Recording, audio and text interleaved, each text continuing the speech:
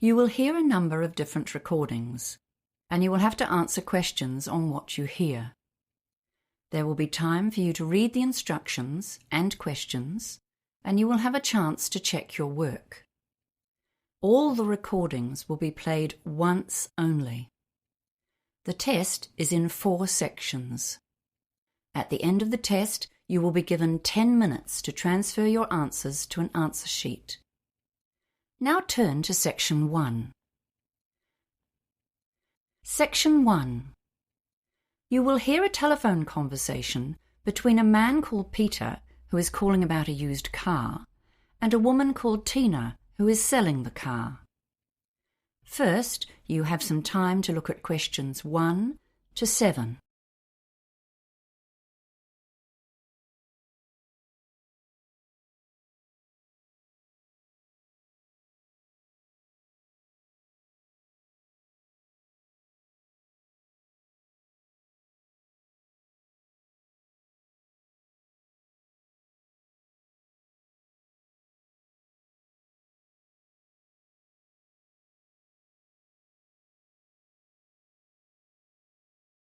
You will see that there is an example that has been done for you. On this occasion only, the conversation relating to this example will be played first. Hi, it's Peter speaking. I'm calling about the ad you put online for a used car. Sorry, what was your name again? Oh, sorry, it's Peter Smith. The man says his name is Peter Smith. So Peter Smith has been written in the space. Now we shall begin. You should answer the questions as you listen, because you will not hear the recording a second time. Listen carefully and answer questions 1 to 7. Hi, it's Peter speaking. I'm calling about the ad you put online for a used car. Sorry, what was your name again? Oh, sorry, it's Peter Smith. Oh, hi, I'm Tina. Good to hear from you. So tell me, which car are you after? I'm interested in the sedan, the 2012 Toyota sedan. We have a few of those available right now. Let's see. Was it the Black Pearl one? Or maybe the Barcelona red one? Oh yes, I saw the red one, but I don't really like red cars. The one I'm after is silver. Right, I see. Okay. Well, what would you like to know? Well, it says in the ad that it's in good condition. What does that mean exactly? Well, the paint is original. There are almost no scratches or dents. It looks like a new car, in fact. There was a tiny scratch on the door, but we polished that right out for you. Oh, that's good. How's the engine? The engine? Oh, yes. Well, there haven't been any problems, and it's been serviced regularly. You know, oil changes, lubes, and so on. The previous owner was a very careful old lady, and she looked after it. It's only had the one driver. Oh, except that on the papers it says 2 owners, because her son took over the ownership when the old lady stopped driving. How about the tyres? Are they in good condition? I do a lot of driving on the open road. Well, they all passed the car safety test. You might need to replace the back ones in the next 6 months or so because they're a bit worn. But the owner had the front 2 replaced only a couple of months ago. So those ones are new. You won't need to replace them for ages. Oh, and it had new brake linings recently too.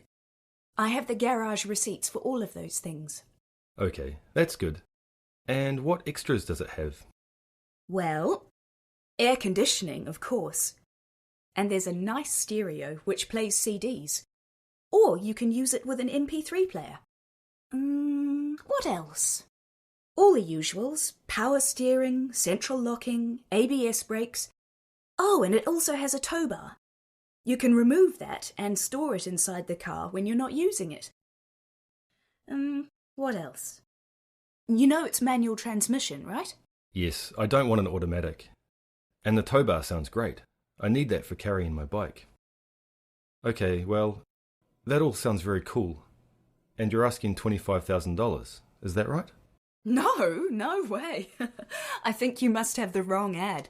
This one is 30,000 and we won't go lower than that. I see. What's the mileage again? Most cars of that age would be around 80,000 kilometres, or even up to 120,000. But as I said, the old lady didn't drive much, so it's very low. Only 50,000. You won't get a better low-mileage car than this one. Before you hear the rest of the conversation, you have some time to look at questions 8 to 10.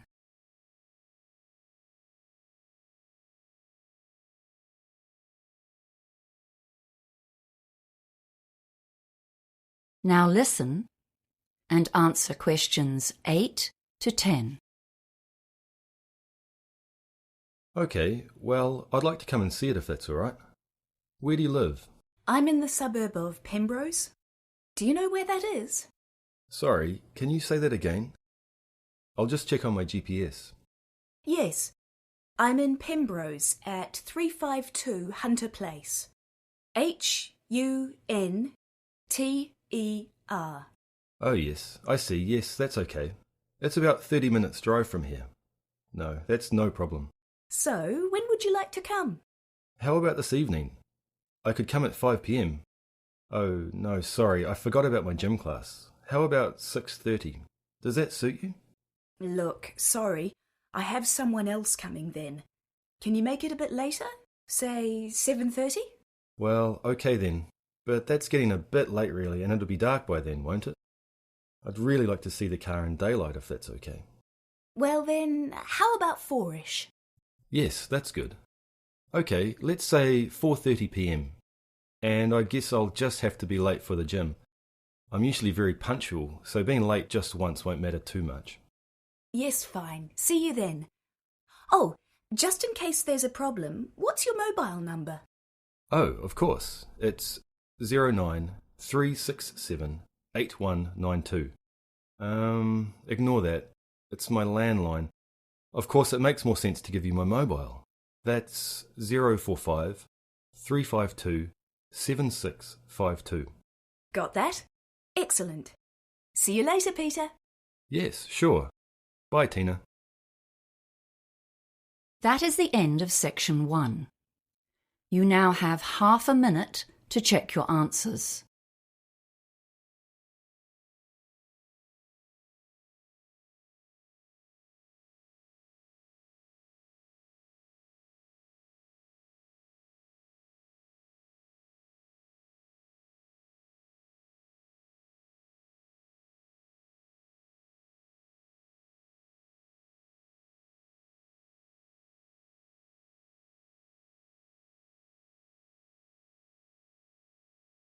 Now turn to section 2. Section 2.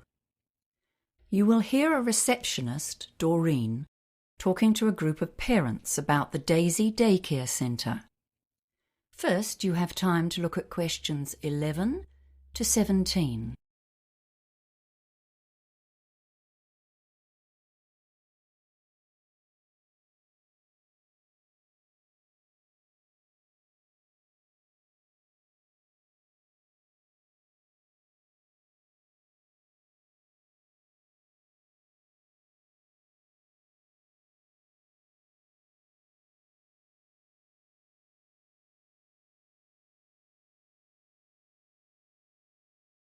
Now listen carefully and answer questions 11 to 17.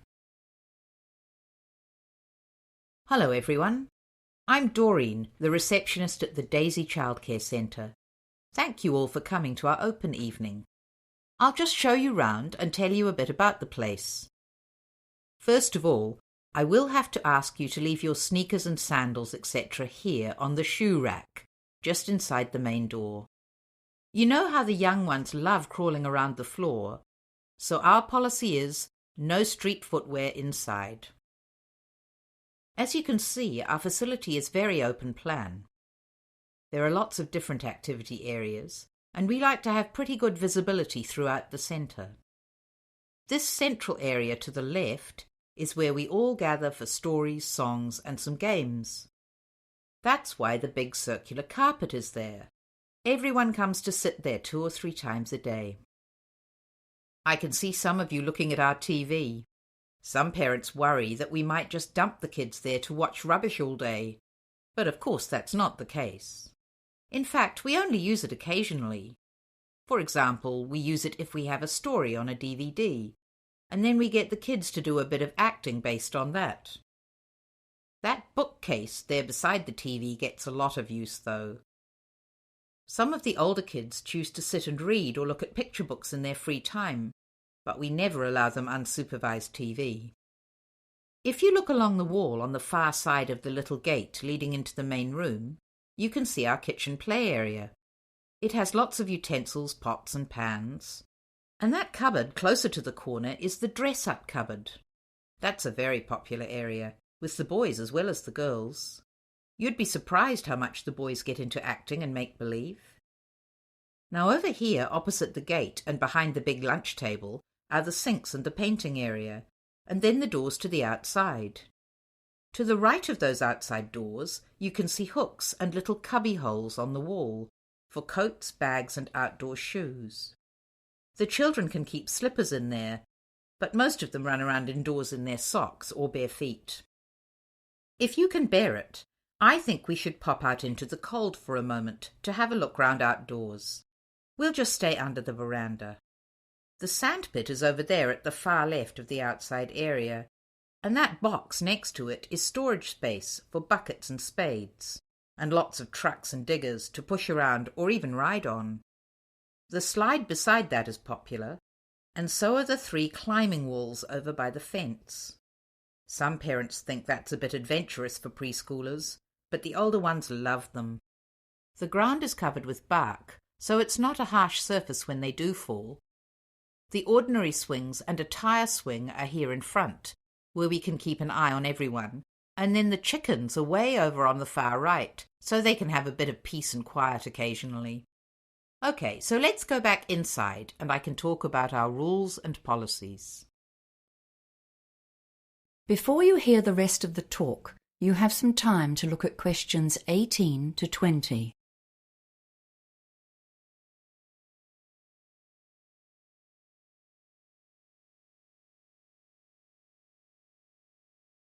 Now listen and answer questions 18 to 20.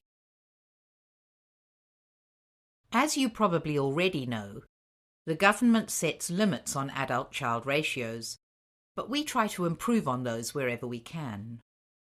There are different ratios for under and over 2-year-olds. For the under 2s, the rules are 1 adult to 4 children, and we basically stick to that, except that we have an extra roving staff member with no allocated children who helps out wherever there's a need. The older kids have a 1 to 8 ratio, and again we try to have an extra staff member on site. All of our staff are fully qualified, but we do have trainees from the local polytech at certain times of year. We do have pretty strict rules about pick-up times here. It's a real problem if parents are late, and we end up with far too many kids for the number of staff. So we ask you to be very punctual about collecting your children. We have had to ask a couple of consistently late parents to leave, but of course this is only a last resort. We have quite a long waiting list here, especially for the over 2s, but you're welcome to put your name down. The average lead time is usually about 9 months, but sometimes we get unexpected vacancies. For example, maybe a family has to move to another city for work or something, so their child is withdrawn. This means, if you're lucky, your child could be admitted in 3 months or so. Now, are there any questions? That is the end of section 2. You now have half a minute to check your answers.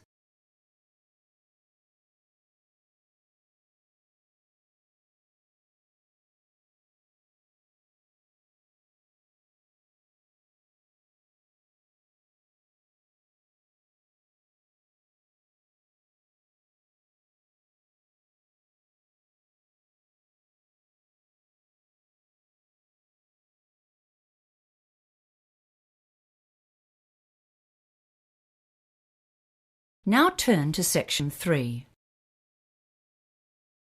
Section 3. You will hear a conversation between a student called Mark and his teacher, Professor Jones. First, you have some time to look at questions 21 to 25.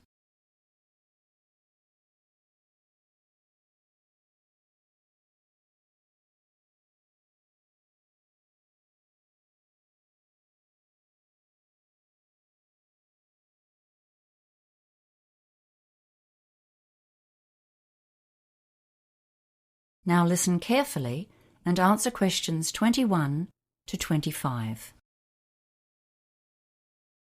Hello, Mark. What can I do for you?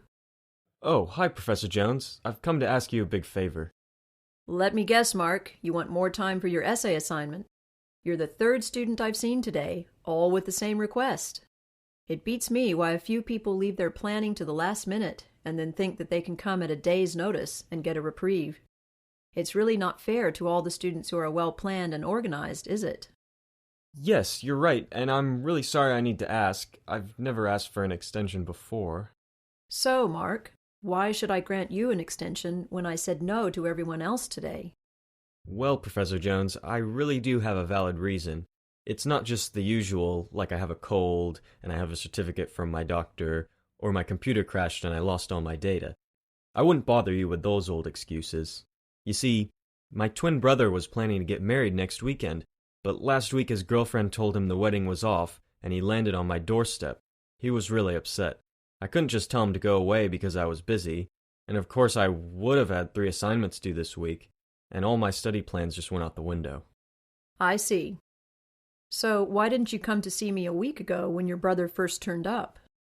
Because I was hoping I would still be able to get it done, but I just can't manage it. Well, actually, I have written the required number of words more or less, but frankly, I feel it's terrible. I don't want to let myself down by handing it in as it is at the moment, and I really don't want to drop my grade point average by getting a low mark on this assignment.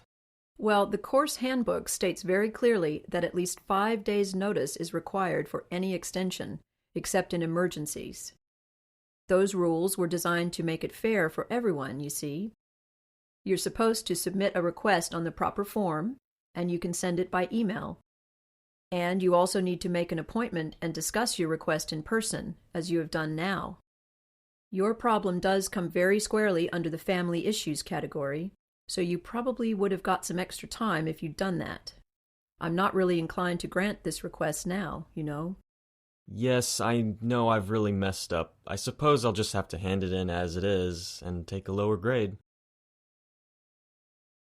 Before you hear the rest of the conversation, you have some time to look at questions 26 to 30.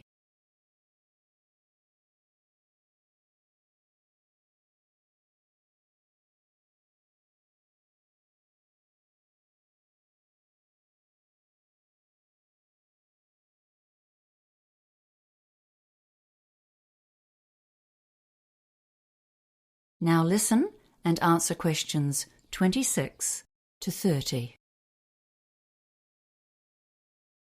Well, at least you've made a start, which is more than can be said for your other colleagues today. Have you got what you've done so far? Come on, we'll look through it together, and I'll see if I can make a few suggestions for a quick fix. How about that? Oh, thank you. Yes, here it is on my laptop. Well, let's see. Let's start with the bibliography.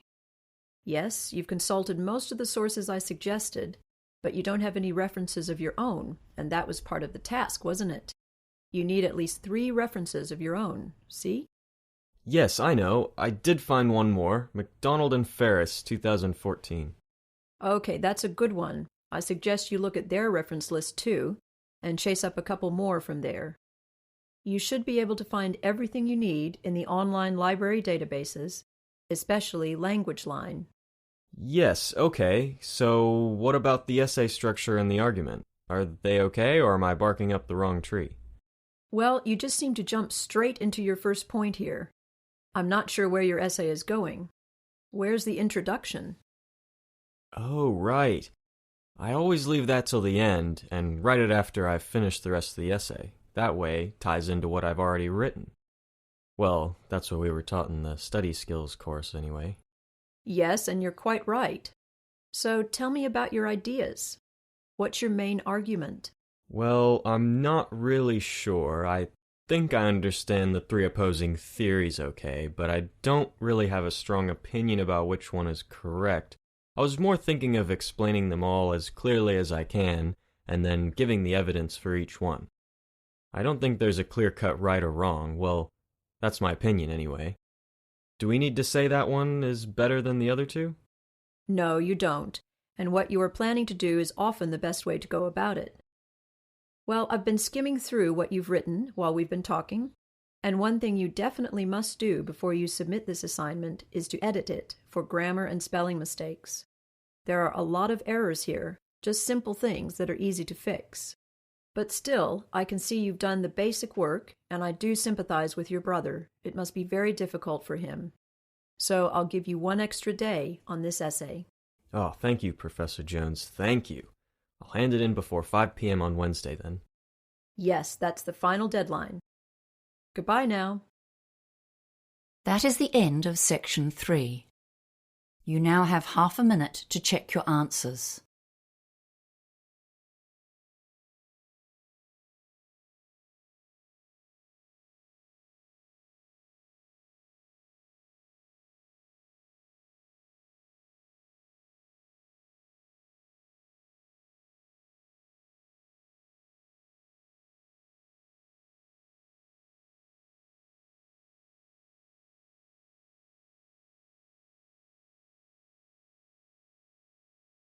Now turn to section 4.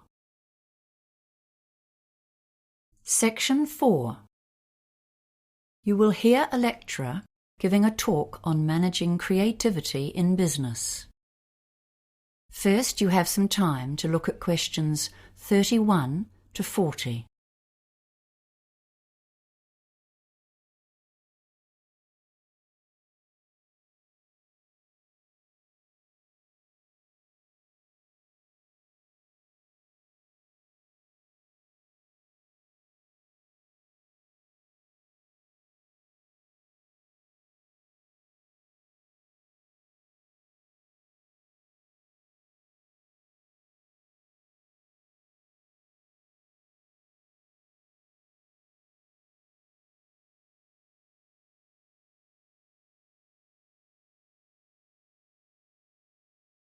Now listen carefully and answer questions 31 to 40.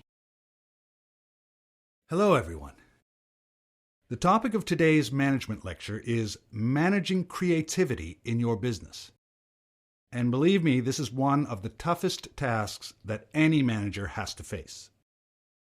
How do you lead and control the staff whose job it is to create new business and product ideas for you? They are the ones full of creativity and imagination, so they need to have a lot of freedom. After all, they are the people who are paid to come up with new ideas. Controlling staff who are at the forefront of innovation will be one of your most challenging tasks. After all, creativity implies freedom of thought and action. Management styles used to be different, especially in manufacturing. In the factory, staff would be told what to do and how to do it, with a watchful eye kept on them. In that setting, standardization was important for efficiency and product quality. Work could be exceptionally boring, and there was no place for individuality. Now, of course, robots have taken over many of the exacting repetitive tasks. Nowadays, we employ far more people to generate business than to manufacture products. It's very competitive out there. Innovation. That's what our modern consumer craves. Successful companies have got the message. We need lots of new ideas. And now we employ bright young minds to come up with them. However, these ideas have to be implemented to make a change to our profits. So we have to find staff with entrepreneurial flair and be ready to listen to them and support them to follow through on their ideas. We need to supervise without stemming the flow of ideas or sending the brightest minds to work for the opposition. Creative people won't welcome us always looking over their shoulder and checking up on what they are doing. One of the most common ways that management handles this problem of keeping people working along company lines is by establishing achievement targets, like money earned, products developed, or clients gained. These targets are a useful guideline, but they have a downside. Young, enthusiastic staff will be very keen to meet these targets, and some of them might potentially use illegal means or behave unethically in order to meet requirements. For example, by offering bribes to gain sales, or making their sales numbers or earnings look higher than they are, or even threatening or criticizing other staff to get a job completed. Achievement targets are often linked directly to performance bonuses, and this can make a bad situation worse. So as you can see, the standard management techniques can create inherent problems both for the individual and for the company. More recent theorists suggest new tactics for managers.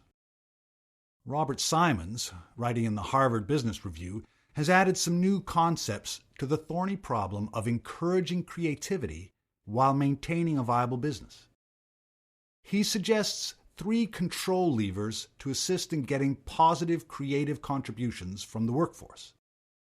Remember, this is the point. We want creativity, wild, vibrant creativity to compete in the marketplace. Yet we must be careful to keep people on track, sticking to our core business and maintaining the company's reputation. The first of his levers is getting the workers actively involved in the central ethos of the business. One of the most common ways to do this is to create a mission statement. But along with that, many businesses have some kind of motto, which summarizes their key idea. For example, the most durable tools in the world, or perhaps the customer comes first. Whatever it is, you'll want your bright minds to believe it and act on it. So Robert Simons suggests that it should be developed with staff input, letting them feel like part of the operation. After all, their jobs depend on it.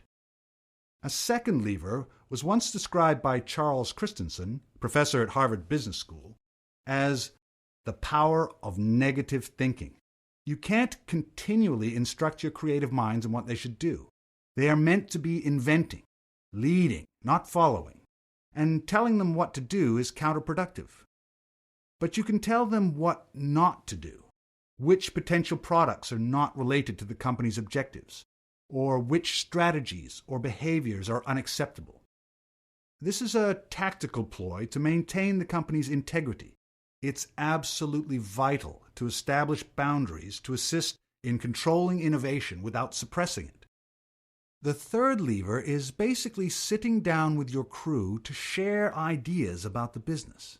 As manager, your duty is to stay abreast of the external factors, such as who's competing in your market, how well is the company doing this month, and are you losing or gaining money?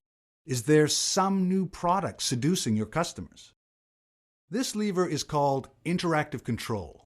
This means you talk to your innovators and communicate honestly and clearly about your perceptions of what's happening in the market. You encourage them to share their ideas and make plans together for the future. That is the end of section 4. You now have half a minute to check your answers.